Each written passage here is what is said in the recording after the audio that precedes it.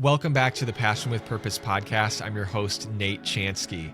On today's episode, we got an amazing live coaching call with a girl named Dana who is struggling because she in her business feels like she's booking too much work and not getting compensated enough for it. And so then she's feeling burnt out and she feels like the structure in her business just needs some work. So if you've ever felt burnt out, you've ever felt like you can't raise your prices and you're doing too much for too little, this is going to be the perfect episode for you to listen to. So let's hop over and talk with Dana. Dana, how's it going? Hey, good. How are you? I'm so good. Hey, let's get started. Yeah, you tell so everybody, where are you from and what kind of work do you do and for how long have you been doing it? Yeah, I'm based in Knoxville, Tennessee. I just moved here from West Tennessee, so I've been kind of all over the state of Tennessee. I just say I'm a Tennessee photographer. Love it. I primarily do weddings and engagements. And then I've been doing it for 3 years. It has been 3 years since March 2023. So cool. Congratulations. You just hit your three-year anniversary. Yeah, my photoversary, I like to call it. I love it. Okay, Dana, you tell me, how can I help you out today? Yeah, I mostly just want to balance booking more or figuring out what's my capacity for booking, and I'm also a faith-based business owner, so how to balance God's authority in that and not get burnt out. I feel like for the past 3 years of doing this thing, I've been in this cycle of doing 25 to 30 weddings a year, and now I do video too, so that adds about 10 more weddings on my calendar. And I book that much because I'm oh, that's my capacity. That's what I end up booking. And that's what is good for income wise.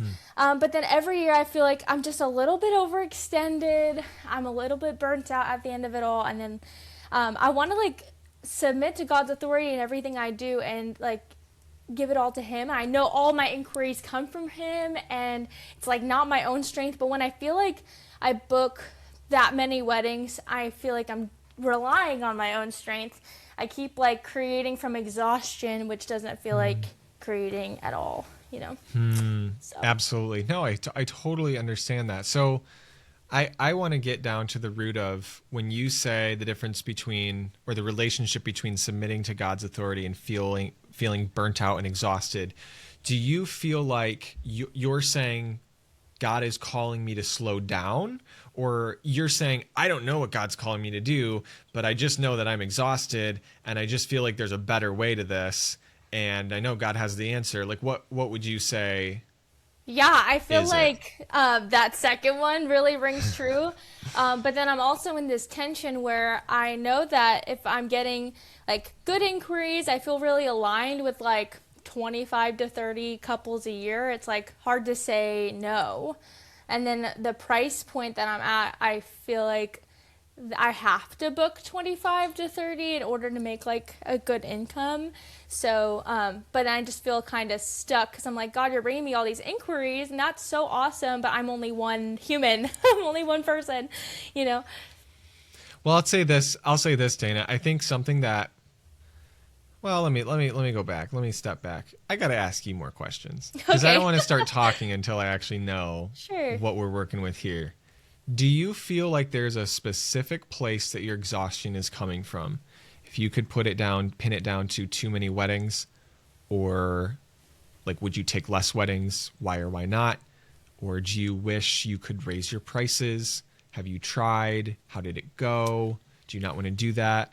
Or, is there anything, let's even say your workflow, the work you're doing per wedding, per client, where you're just this specific thing exhausts me over and over again. Just thinking about this exhausts me over and over again. Maybe it's the time juggling all the communication between all these people, or I feel like I'm always editing so much, or the traveling to and from a wedding, or the culling, or the planning, or this thing that you keep getting in a rut for. So you tell me, where is this, super practically speaking, where do you feel like the tension is?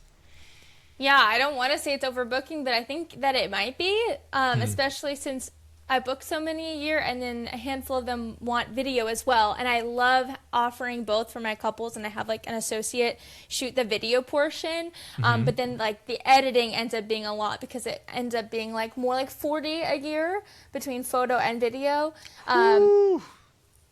Yeah, but That's a lot. yeah. So Yes. then I'm like, with all the editing, with doing photo and video, I wish that I could book less, but I think at the price point that I'm at, so I just raised my prices to like 4 to 6 for photo, and then like an add-on for video is like 2 to 3,000. But I feel like And how's that going with that new price point? I've actually fluctuated between 4 to 6 and like 2 to 5 for the past like year and a half. Sure. I keep like raising and lowering my prices because I feel like when I raise them, it doesn't really work. And then I have couples who inquire, they're like, oh, are you willing to lower your prices for like a smaller package, like 5 or 6 hours, when I do all day packages just for photo. So I find that people don't really want to book me for that higher price point, but that's, I think that when I raise my prices, I can book less. I know that's like the whole structure. So I'm having a hard time with actually communicating, like, I'm worth 4 to 6,000 as a wedding photographer. But it sounds like you're turning some people down too, because you book out. I guess I do get to that point, yeah. Okay. So that's already a good thing, because you have demand for your work that it outdoes your supply. So that's a perfect storm. That's a perfect weather pattern for raising our prices successfully. When you say you do 4 to 6 for a wedding, just photo only, that's great. And then you say you do 2 to 4-ish for video. Yeah, I only have 2 video packages. It's just 2,000 for Super 8 and then 3,000 for if you want digital. But are you doing the same amount of work for video as you are for photo? I'm actually doing more for video. Ooh. I do more. It takes me more hours to edit video, and I've got to pay associates on top of it. So Gotcha. So why are we not charging for that? What would you say? No shame. I just, I think people don't want to pay more for video than they do for photo. You sure about that though, or is that just a hunch? I think before I started video, I would get couples who'd say like, "Oh, we want to add video, but we're like our budget's like 1,000 because it's just like a little bit off the top of the budget, or we found some room in our budget, so now we're gonna add video on." But so I don't know. Maybe it is just a hunch, but I definitely do. I have more editing work for video for sure. Yeah. Well, I'll say this, Dana. I think you're at a place right now where you are, number one, pretty primed to raise your pricing. I think that's a number one, like, we can establish that you can raise your prices. You're going to notice that there's going to be some people who they don't like that. They don't want to pay your raised prices, but that's okay, because that's what raising prices does, is it weeds out the wrong people and it brings in the right people, and then it compensates you more for the work that you're actually doing. So I do think that's one of the first steps we need here, is we need to reassess, like, we need to maybe raise Dana's prices per wedding. I also think that, when you're doing photo and you're doing video, and then you said you're really getting to a place where you're doing 40 to 50 projects, let's call them projects, per year. That's a lot of work, Dana. And I'll tell you right now, I don't think that's a sustainable thing for you to be doing on your own. Now, I'm happy to hear that you do have some associates. I think that's a really good thing. But I think you would either need to build on that associate team, or you would need to raise your prices and cut back on the work that you're doing per client. Because, you might, I even think to myself, like, some people, when they're in like their 20s or their low 30s, they can haul a lot of just like oomph in their business and just kind of physically bear it all. But that's not very sustainable, even the older you get and the more that your life changes, you know what I'm saying? And the different circumstances in your life. And you might wake up one day and be like, I don't want to keep doing it this way. And instead of getting to a place where you're burnt out and you're too far in to change, it's so much better now where you're at to say, I'm going to change things now early on before it gets to that type of a place, so that I can strategically build my business to a system, to a sustainable system where it operates better for both me and my clients. And I do believe that, let's bring this back around to what God thinks. I don't think that God wants his people to be overworked, and I don't think God wants his people to be burnt out. I think that he wants a lot of times us to be slow.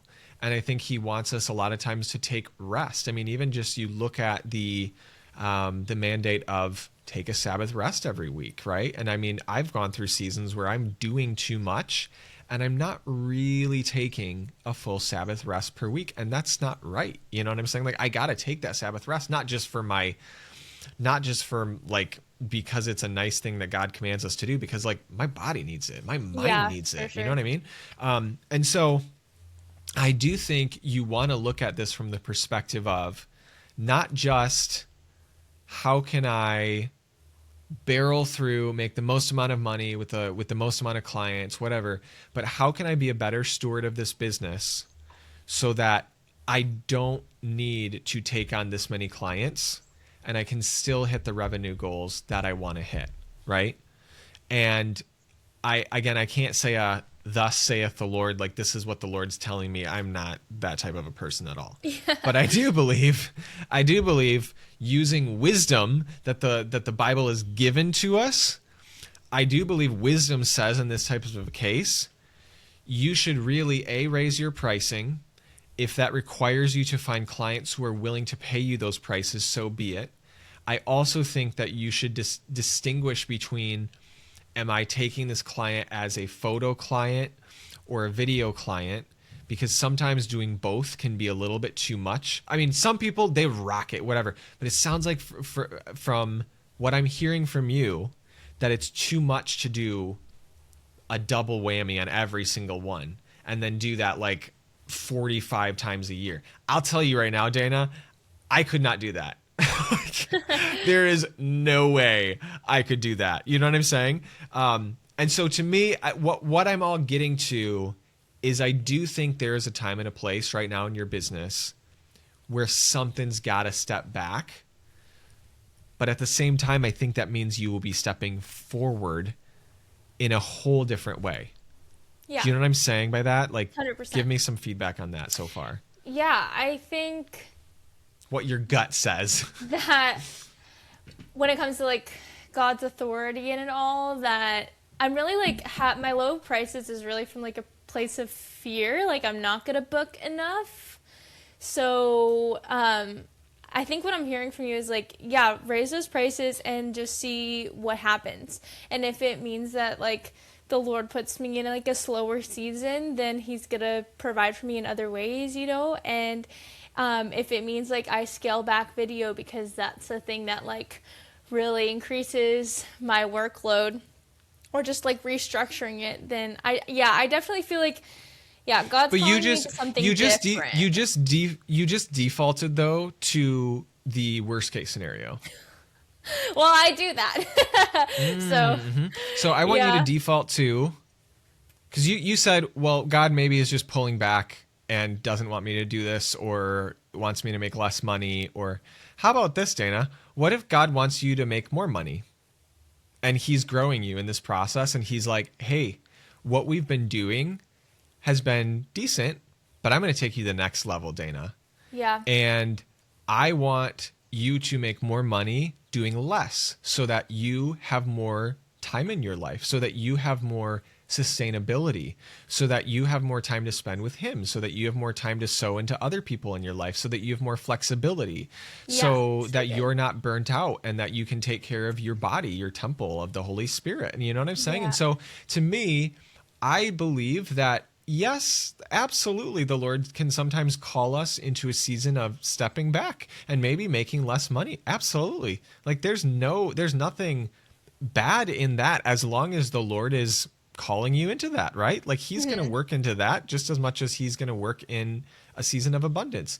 But at the same time, understand that he may also be refining you, like pruning you, so that he can grow the plant of who you are further and further, right? And then on top of that, I wouldn't take the approach of like, I'm just going to raise my prices and just see. I would be strategic as possible with it.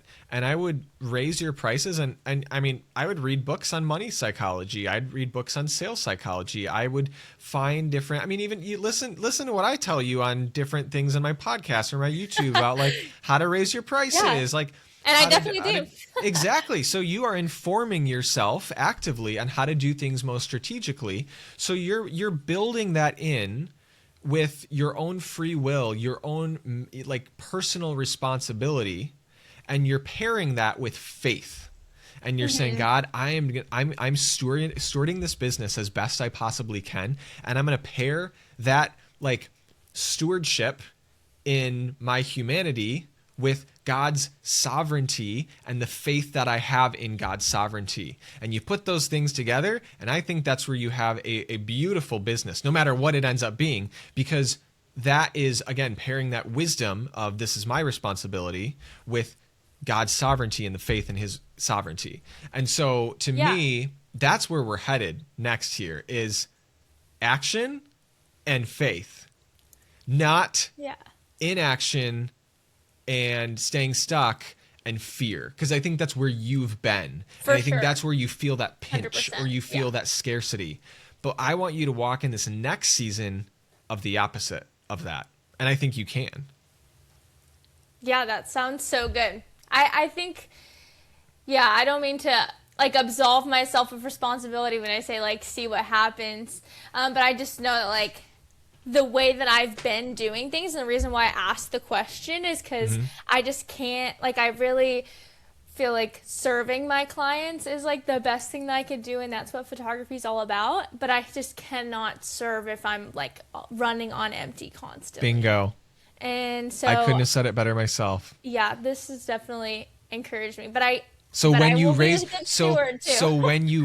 your prices, it's not just because Dana's greedy, because those inner accusations will probably try to come, right? Yeah. Or when you raise your prices, it's not that Dana's not worthy of that price point, right?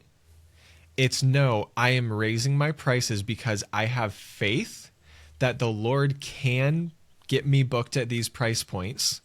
I also have faith that I don't believe the Lord wants me burnt out and giving up this business that I currently love. And I have faith that the Lord can do above and beyond what I ask or imagine. And you know what I'm saying by that? And this is not me trying to be like, just pray and like all will work out perfectly and God will just dump you with all these riches. That's not what I'm saying. But you're saying, I have faith in whatever your plan is, God. And by the way, I think your plan very well could be that I raise my prices, I get people booked at these prices, I'm less burnt out because I'm getting paid more per client and taking on less clients per year. And that, like, to me, that's where I see you going personally. And so that's, I think, that next step of, again, that faith over fear. 100%. I had a friend ask me who's like not industry at all. She was like, how many weddings, it was like such a random question, but it like really struck me. She was like, how many weddings would you like to do a month if you had like control over how many you book? Because I was telling her how like busy my spring is and that I don't really get as busy in the fall. Totally. She was like, how many, if like in a perfect world, like how many weddings would you like to book a month? And I was like, no one's ever actually asked me that before, and I don't have any control over that. But I was like, two. Two sounds great because I can have two weekends on and 2 weekends off. And it was just a really interesting question because you're like, I've never asked myself that before. Yeah, and I feel like I'm always like, just because I've been in the early stages of building this business, I've been like, oh, I'll just take whatever comes my way, and I always book a lot in the summer because that's when people book me and stuff. And I feel like I've felt a little out of control, but I think with when it comes to raising those prices, I'll actually be able to say like, yeah, I'm going to do 2 weddings a month. Yeah. And that's Absolutely. it, you know? And don't feel bad if you have to expand your business and like hire more team members to take on these types of things. Or don't feel bad if you're like, I'm sending this client to somebody else because they're not right for me. Or don't feel bad if someone says, I'm not in that price point. No, okay, someone else will be, and I have to go find that person who will be, right? Yeah. I do think in this type of a situation, Dana, your next step, and this sounds fluffy, but this is what I would do, and I have to do this all the time, is I would truly pray to the Lord daily for wisdom on all of these things. Be like, Lord, I don't know how to do this. I don't know what prices you want me to raise to. I don't know specifically what number of clients you want me to take per month. I don't know how to find these new clients that maybe I'd be booking. I don't know if I should keep doing photo and video or should just choose one or keep doing both. I don't know if I should hire an assistant, hire an associate, hire 2 associates, export my editing, whatever. I don't know, God, but I need your wisdom, and I am going to act in your wisdom when it comes.